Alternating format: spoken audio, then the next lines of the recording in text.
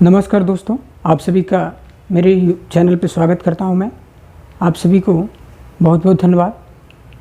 आप अगर मेरे प्रिय नए व्यूअर हैं तो आप चैनल को सब्सक्राइब कर लीजिए, जिससे आपको बेल आइकन दबाने आपको नोटिफिकेशन मिलता रहे और आपकी सुविधा पढ़ाई में कोई प्रॉब्लम न उत्पन्न हो। आपको मैं बताना चाहूँगा कि जो पर्यावरण पारिस्थितिकी तंत्र का टॉपिक चल रहा था, पर्यावरण पारिस्थितिकी तंत्र के टॉपिक में हमने जो फ्रेमिंग कर दी गई थी, उस फ्रेमिंग करने के बाद उसमें मैंने बताया था कि क्या जो टॉपिक इसको विस्तृत रूप में डिस्क्राइब करने थे हमें, तो उसमें से एक एक टॉपिक को डिस्क्राइब कर चलतेंगे। आपको यदि याद ना हो तो मैं आपको फिर रिवाइज कर दे रहा हूँ कि हमने क्या क्या चैप्टर बताया था, उन चैप्टर का नाम क्या था, सीरियल बाय बता दे रहा हूँ। जैसे पर्यावरण, जैव मंडल, बायोम, ये पहले भाग में 3 चैप्टर थे, इसको पढ़ेंगे हम लोग। फिर दूसरे भाग में जो था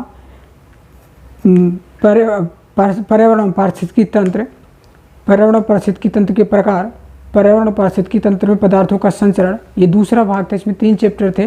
फिर इस तरीके से आपका जो पर्यावरण अनुकूलन क्या होता है, पर्यावरण प्रदूषण क्या होता है, पर्यावरण का संरक्षण कैसे करते हैं, ये तीनों एक भाग में कर करके हमने अपने हिसाब से फ्रेमिंग की थी उसको। फिर आपको जलवायु क्या है, या फिर हम कहें जैव विविधता पढ़ लेते हैं। इसके जैव विविधता क्या है, भारत में जैव विविधता कहते हैं, जैव विविधता का संरक्षण देख लेंगे, ठीक है। फिर इसके बाद आपका जलवायु की अवधारणा, भारत में जलवायु की अवधारणा क्या है, और भारत में और जलवायु अवधारणा कहाँ पर एक दूसरे को लेकर के खड़े हैं, किस व्यू से जलवायु अवधारणा को भारत देखता है। जलवायु परिवर्तन के संरक्षण से संबंधित जो अंतर्राष्ट्रीय स्तर के, राष्ट्रीय स्तर के कानून हैं और जो आंदोलन हैं और बहुत सारे ऐसे संगठन काम कर रहे हैं, उनके बारे में पढ़ेंगे। ये सारे चैप्टर आपके थे।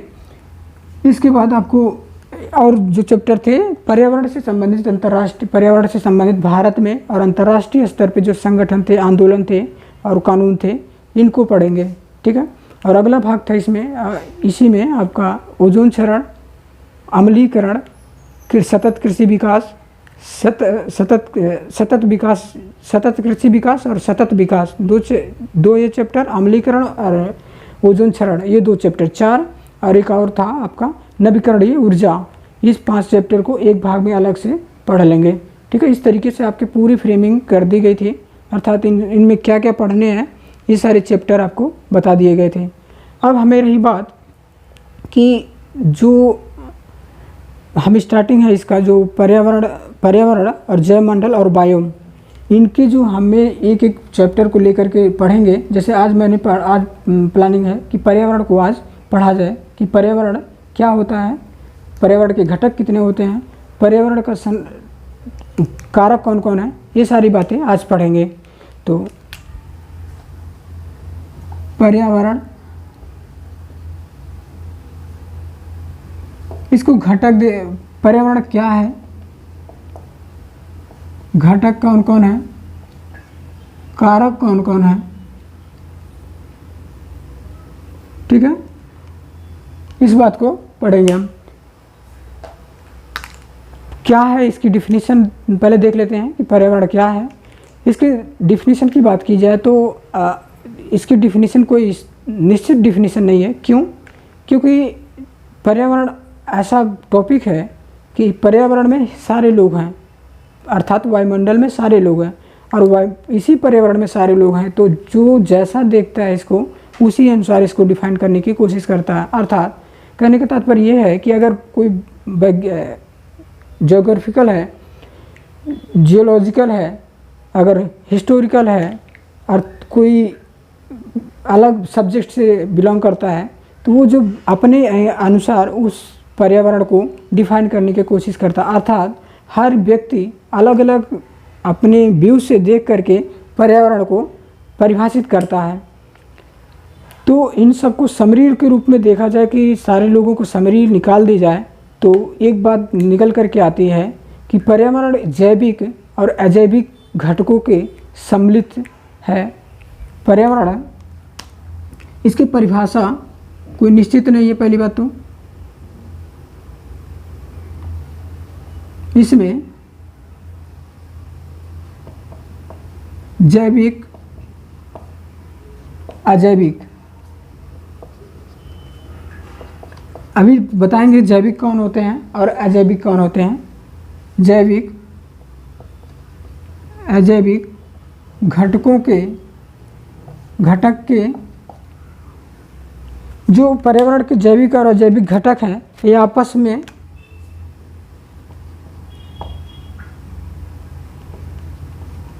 में मिलकर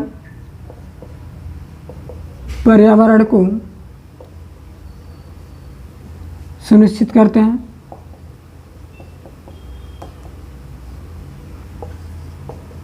अर्थात पर्यावरण को बनाए रखते हैं।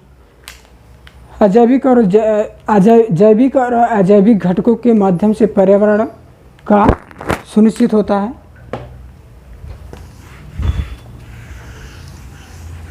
यही जैविक और अजैविक घटक मिलकर करके पर्यावरण का निर्माण करते हैं, विकास करते हैं, उसका संचालन करते हैं। अर्थात अगर एक लाइन में कहें कि पर्यावरण की परिभाषा क्या होगी, तो पर्यावरण अजैविक और अजैविक घटकों के सम्मिलित कारकों को ही हम पर्यावरण कहेंगे। और ये जो घटक होंगे, इनके कार्य कैसे होंगे। घटक के कार्य, जो जैविक घटक होगा वो अपनी भूमिका निभाएगा पर्यावरण को बनाए रखने में, और जो अजैविक घटक होगा वो अपने पर्यावरण को बनाए रखने में भूमिका निभाएगा। ठीक है।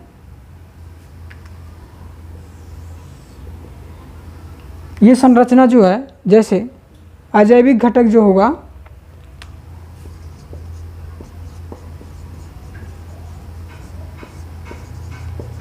अजैविक घटक, इसमें अजैविक घटक के भी तीन भाग हैं। उसमें स्थल मंडल, वायु, जल, ये तीन हैं अजैविक घटक के। और जैविक घटक के भी तीन कारक हैं, अर्थात 3 प्रकार के हैं। पहला, इसमें जो आपको वनस्पति,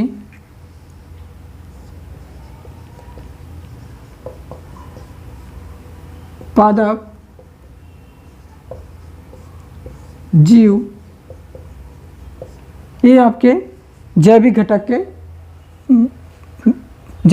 के ये प्रकार हैं, और अजैविक घटक के ये प्रकार हैं। ये तीनों आपस में सम्मिलित होकर के, ये दोनों आपस में सब सम्मिलित हो, अर्थात जैविक और अजैविक सम्मिलित होते हैं। तो कहने का तात्पर्य ये है कि इसमें स्थल, वायु, जल, ये तीनों, और जो जैविक के प्रकार हैं, ये वनस्पति, पादप और जीव, ये तीनों मिलकर के पर्यावरण को सुनिश्चित करते हैं, पर्यावरण के विकास को सुनिश्चित करते हैं। कहने का तात्पर्य ये है। यहाँ पे पर्यावरण क्या है, इसकी तो डिफिनीशन है यही, लेकिन पर्यावरण के जो घटक हैं,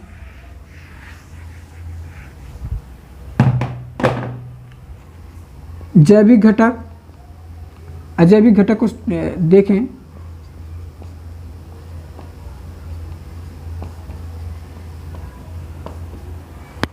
अजैविक घटक में आपका जो स्थल मंडल है या फिर वायुमंडल,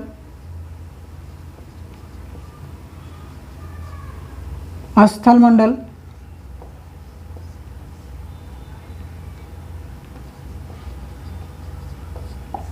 जलमंडल,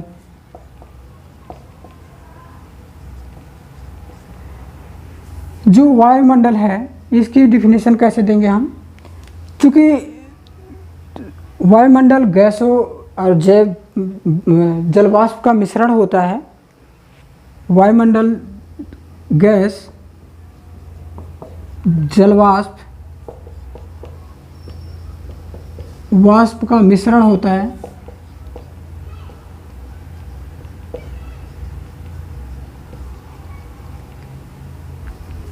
यह जो इस पे निर्भर है, अर्थात यह जीवों के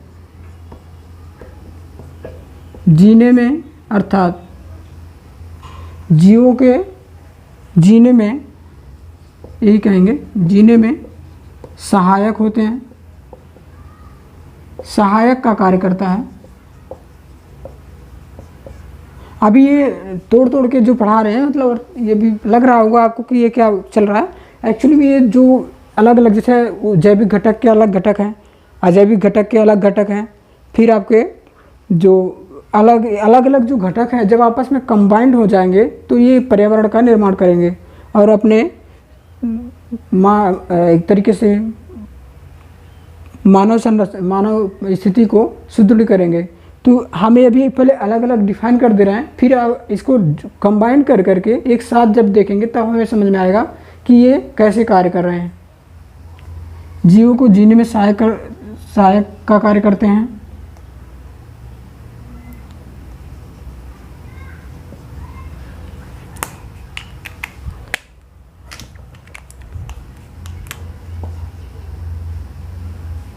ये जीवों को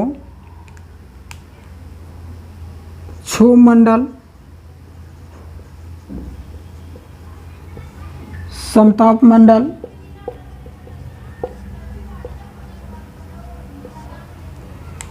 ये क्या है, क्षोभ मंडल, समताप मंडल आदि भागों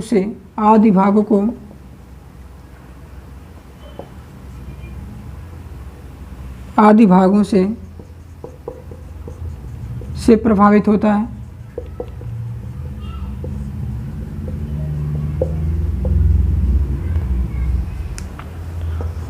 ठीक,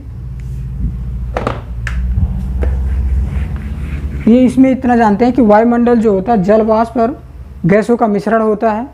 यह क्षोभ मंडल, समताप मंडल आदि जो पृथ्वी के वायुमंडल है उसमें उपस्थित जीवों के जीने में सहायक होता है।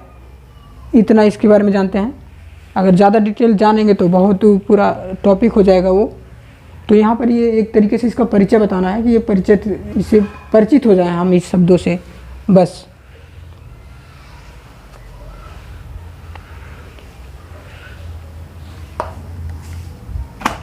जल क्या है, इसमें जो हमने बताया था कि जलमंडल में क्या है,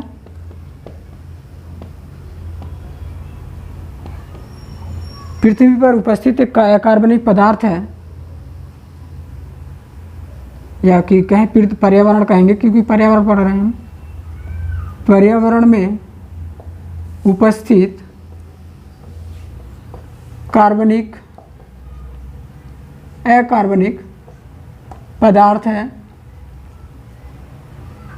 जो अपने रूप में परिवर्तित करता रहता है।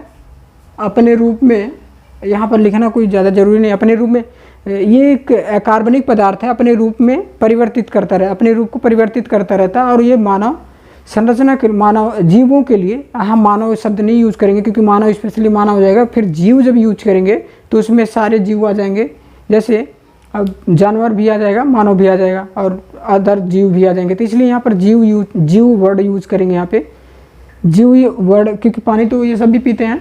तो पर्यावरण में वो अकार्बनिक पदार्थ है और ये अपने संरचना, अपने रूप को परिवर्तित कर करके जीवों के लिए लाभदायक होता है। ये जब अपनी संरचना में परिवर्तित करता है तो इसे जल चक्र कहते हैं। अर्थात ये एक स्थिति से, एक रूप से दूसरे रूप में जब परिवर्तित होता है तो इसकी मात्रा तो पृथ्वी वायुमंडल में निश्चित रहती है, बट इसका स्वरूप जो होता है परिवर्तित होता रहता है। इसलिए इसको जल चक्र के माध्यम से पढ़ते हैं और आगे पढ़ेंगे भी कि जल चक्र क्या होता है। ठीक है, इसमें जलमंडल ये है आपका। उसी के बाद इसमें कुछ तत्वों का जैसे मिश्रण होता है, ऑक्सीजन, कार्बन डाइऑक्साइड, गैसों जैसे विशेष गैसों का मिश्रण होता है इसमें।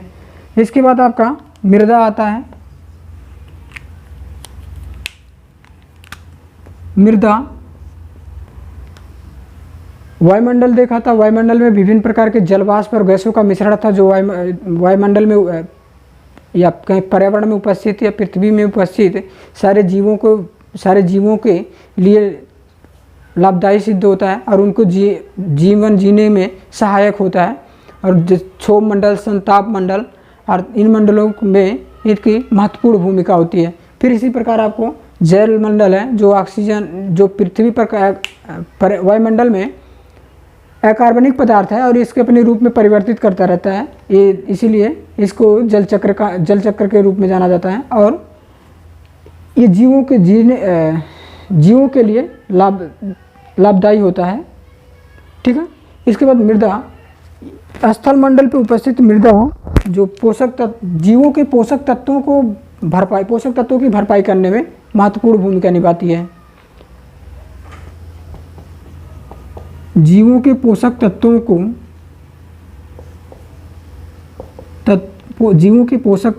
की भरपाई करने में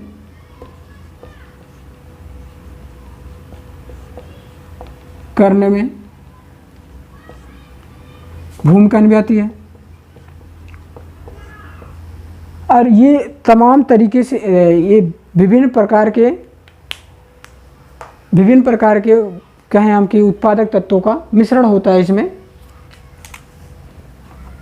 विभिन्न रासायनिक तत्व इसमें उपस्थित होते हैं। ये पर्यावरण में उपस्थित सभी जीवों के लिए पोषक तत्व का कार्य करती है मृदा। ये आपके अजैविक संगठन क्या क्या थे? वायुमंडल, जलमंडल, स्थल मंडल, ये तीनों घटक जब मिलते हैं तो अजैविक घटक बनते हैं। अजैविक संगठन कह सकते हैं। ये घटक है इसके, तो वो संगठन हो जाता है। घटक मिलकर संगठन बन जाते हैं। जब कई संगठन मिल जाते हैं, अर्थात इसकी संरचना देखो, संगठन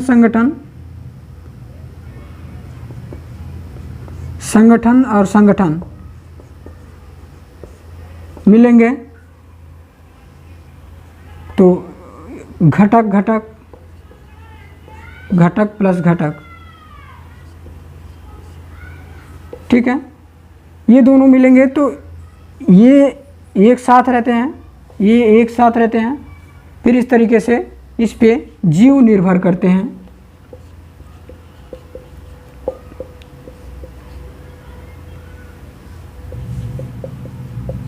जैसे जो अजैविक संगठन, जैविक संगठन और ऊर्जा संगठन, ये तीनों संगठन मिले तो इनके अलग अलग घटक थे। जैसे ऊर्जा में सौर ऊर्जा, भूतापीय ऊर्जा, ये सब ऊर्जा के घटक हैं। ऐसी तरीके से आपके जो अजैविक घटक हैं, अजैविक लिख देते हैं यहाँ पे, स्थल मंडल, जल मंडल, वायुमंडल, ये आपके अजैविक घटक के भाग थे। और जो आपके हमें कहें जैविक घटक के भाग थे, उसमें पादप थे, जीव थे और आपके ये सब जो थे वनस्पति थे। जैविक घटक,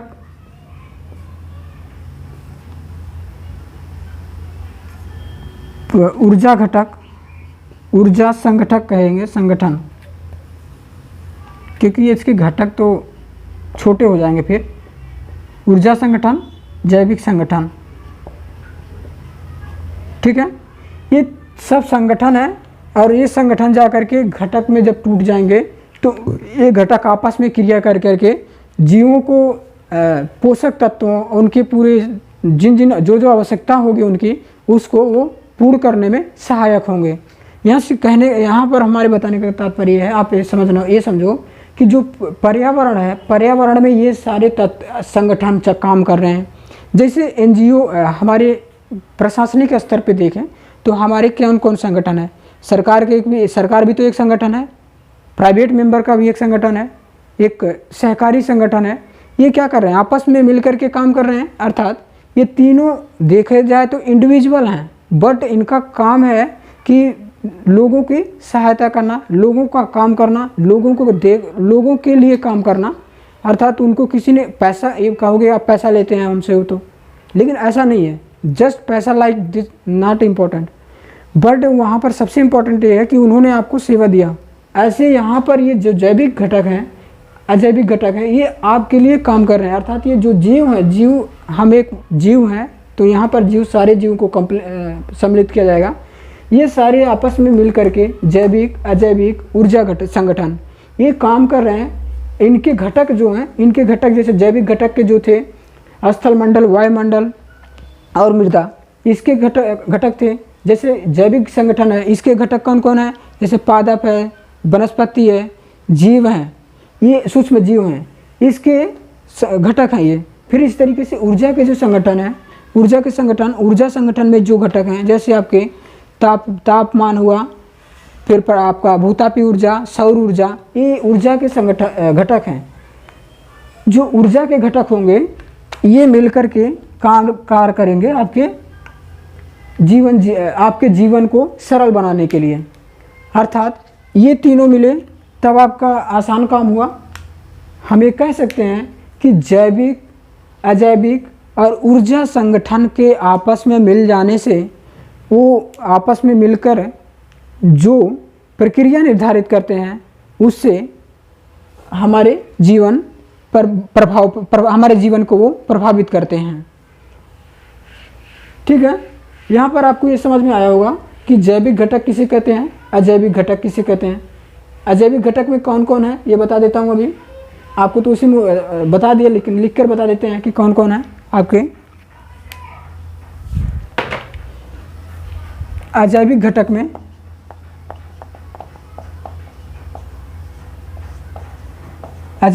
में कौन कौन है? इसमें आपके वनस्पति है, पादप है। वनस्पति और पादप दोनों देखने में एक जैसे लग रहे हैं, लेकिन ये थोड़ा सा डिफरेंस है इसमें। पादप हैं, सूक्ष्म जीव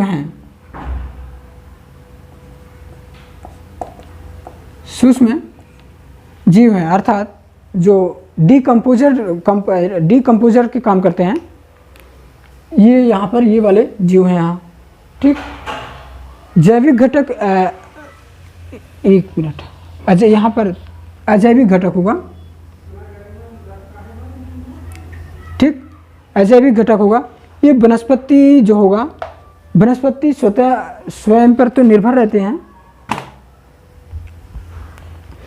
ये आपके जो घटक है, इस घटक का इम्पोर्टेंस ऐसे बढ़ जाता है आपका कि ये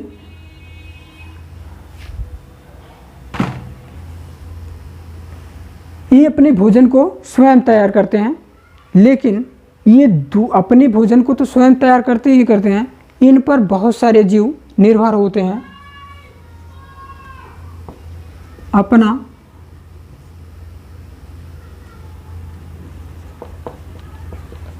भोजन स्वयं बनाते हैं। इन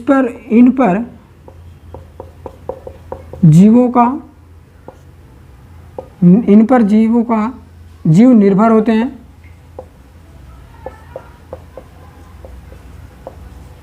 इन पर जीव, ये पादप में भी जो होते हैं, पादप की कुछ विशेषता इनमें समान होती है। जैसे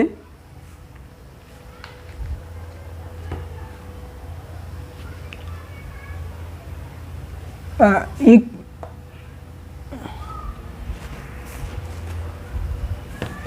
यहाँ पादप और ये वनस्पति को एक साथ लिख देते हैं, क्योंकि ये दोनों की विशेषता एक ही है। तो पादप, जीव और सूक्ष्म जीव ऐसे डिवाइड करते हैं इसको। ये अपना भोजन ये एक साथ कर देते हैं इसको, क्योंकि इसमें ज़्यादा डिफरेंस नहीं है, तो इसको एक साथ ले लेते हैं पादप और वनस्पतियों को। ये अपना भोजन स्वयं बनाते हैं और इस पर जीव निर्भर रहते हैं। और ये जो है आपके, इसकी विशेषता क्या होती है, इसमें डिवाइडेशन करें, कुछ स्वपोषी होते हैं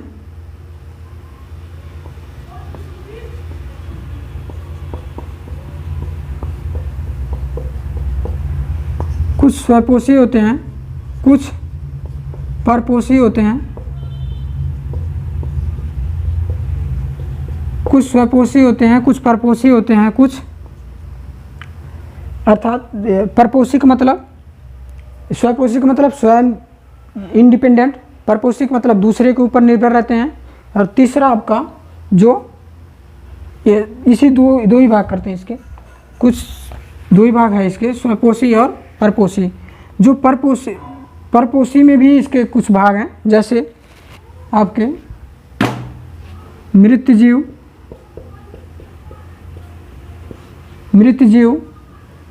परजीवी। मृत जीवी का मतलब है कि जो मृत जीव होते हैं, जो परजीवी होते हैं, दूसरों के ऊपर निर्भर करते हैं। प्राणी आपके ये प्राणी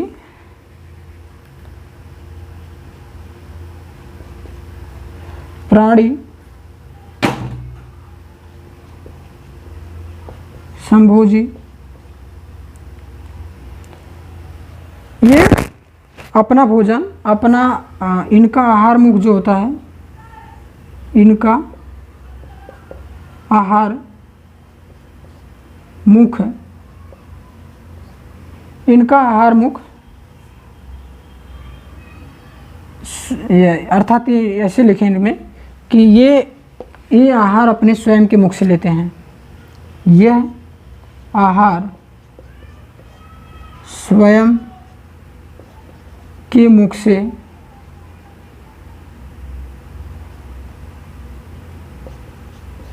से लेते हैं।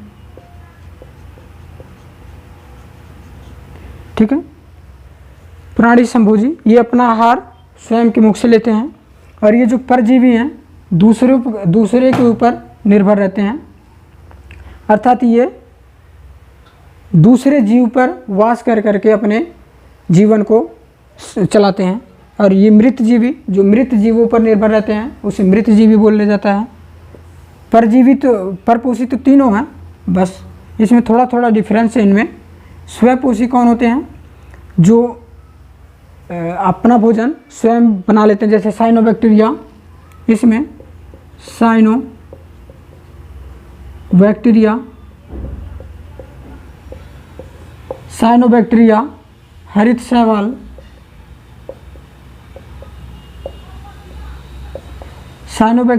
शैवाल, और आपके क्लोरोटिक, ये दोनों चीज़ लिखते हैं। साइनोबैक्टीरिया, हरित शैवाल जैसे आपके जो छोटे जीव होते हैं, जैसे आपके जो हरित शैवाल की तरह होते हैं, और वो अपना चारा स्वयं प्रकाश संश्लेषण के माध्यम से बना लेते हैं। इनको स्वपोषी के रूप में जाना जाता है। ये मैं क्यों बता रहा हूँ यहाँ पे, ये भी जानना जरूरी है, क्योंकि जो वनस्पति है जैविक घटक तो है, लेकिन ये जैविक घटक वनस्पति ये स्वयं का भी अपने स्वयं का भी कार्य, अपने स्वयं के लिए भी भोजन बना लेती है। और ये दूसरे जो वायुमंडल में दूसरे जीव हैं, अर्थात पृथ्वी पर जो दूसरे जीव भी हैं, उनके लिए भी ये भोजन की उपलब्धता करा देती है। अर्थात ये तो स्वयं बना ही लेती है अपना भोजन, बट इस पे बहुत सारे लोग जीव हैं जो उन पे निर्भर रहते हैं। अधिकांश जीव इसी वनस्पति और पादप पे ही निर्भर रहते हैं। इसके बाद जो जीव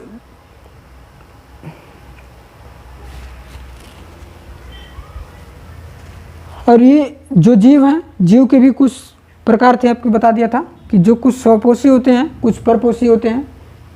इन जीव की वैरायटी यहाँ पर है, और पादप तो अपना भोजन, ये इसका वैरायटी यहाँ पर है, और इसका भाग ये इतना है। ठीक है, ये सारे चीज़ें हैं।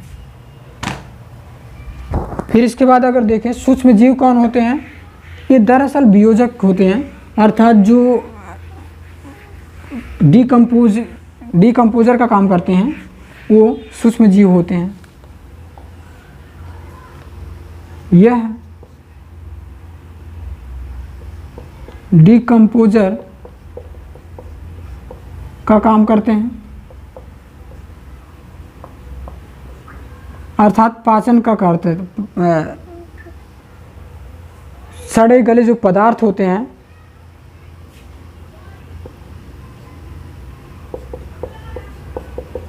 गले पदार्थ पर निर्भर होते हैं, और निर्भर ही नहीं होते, उनको खत्म भी करते हैं, तो हमारे लिए भी तो फायदा है।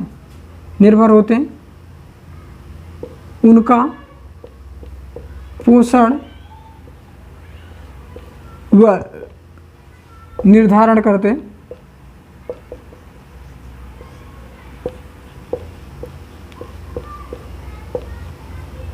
उनका पोषण निर्धारण करते हैं। ठीक है, ये रहा आपका सूक्ष्म जीव। तो यहाँ पर ये आपके जो घटक थे वो बता दिए, और कारक कौन कौन थे ये बता दिए। यही इसको एक बार फिर रिवाइज कर देता हूँ, समराइज कर देता हूँ, ताकि आपको दोबारा जब आऊँ मैं क्लास में तो आसानी हो पढ़ाने में। ये पर्यावरण का जो 2 पॉइंट था वहाँ यहाँ पर उसको क्लियर कर दूँ आपको। मैंने बताया कि पर्यावरण क्या है, अर्थात पर्यावरण एक जैविक और अजैविक घटकों के सम्मिलित समूह के माध्यम से पर्यावरण का निर्धारण किया जाता है। और ये पर्यावरण में जो जैविक घटक है उसमें कौन कौन है, स्थल मंडल, जो अजैविक घटक उसमें कौन कौन है आपका। दरअसल यहाँ पर घटक कहा जा रहा है, इस संगठन, इसको घटक कह लें या संगठन कह लें, कोई ज़्यादा डिफरेंस नहीं है, तो इसलिए घटक कहते हैं। तो जैविक अजैविक घटक में कौन कौन थे, स्थल मंडल, जल मंडल और वायुमंडल। ये तीनों घटक मिल करके जब मिलते हैं तो ये वायुमंडल में उपस्थित सारे जीवों का जीने में सहायता करते हैं। फिर इसी तरीके से जो जैविक घटक हैं आपके पादप थे, वनस्पतियाँ थे, पादप, वनस्पति और जीव, सूक्ष्म जीव थे। इनके ये जो तीनों थे, ये तीनों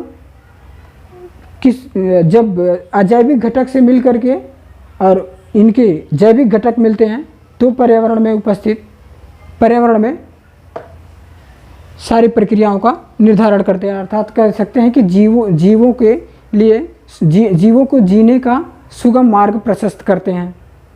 सबसे महत्वपूर्ण बात ये होती है कि जीवों को जीने की सुगम मार्ग प्रशस्त होता है। ये कोई भी कुछ करे, अगर बाई चांस ये कोई विनाशकारी हो जाए तो क्या यहाँ पर इसको पढ़ेंगे, हम पढ़ेंगे तो, लेकिन ये उतना इम्पोर्टेंट नहीं होगा जितना अभी अच्छे रूप में कार्य कर रहा है पर्यावरण। जैसे जलवायु परिवर्तन हो रहा, जलवायु परिवर्तन होने की वजह से अगर ये उन्हीं का तो इम्बैलेंस है कि जलवायु परिवर्तन हो रहा है, जैविक घटकों का अजैविक घटकों का असंतुलन की वजह से तो हमारा पर्यावरण दूषित हो रहा है। जब हम पर्यावरण प्रदूषण पढ़ेंगे तो इसमें यही देखेंगे कि जैव मंडल जो है, जैविक घटक जो हैं और अजैविक घटक हैं, इनमें प्रदूषण का मेन कारण है कि इनमें असंतुलन हो रहा है। असंतुलन होने के अर्थात इनमें आपस में सामंजस्य नहीं बैठ पा रहा है, तो इस वजह से पर्यावरण प्रदूषण हो रहा है, जलवायु परिवर्तन जिससे हो रहा है। ये सारे टॉपिक आगे पढ़ेंगे हम। ठीक है, यहाँ पर इसको छोड़ते हैं आपको, और अगला जो पर्यावरण के कारक होंगे उसको देखेंगे।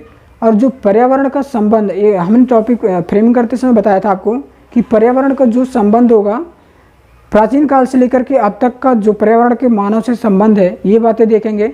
और पर्यावरण को प्रभावित करने वाले कारक कौन कौन हैं इसको देख लेंगे।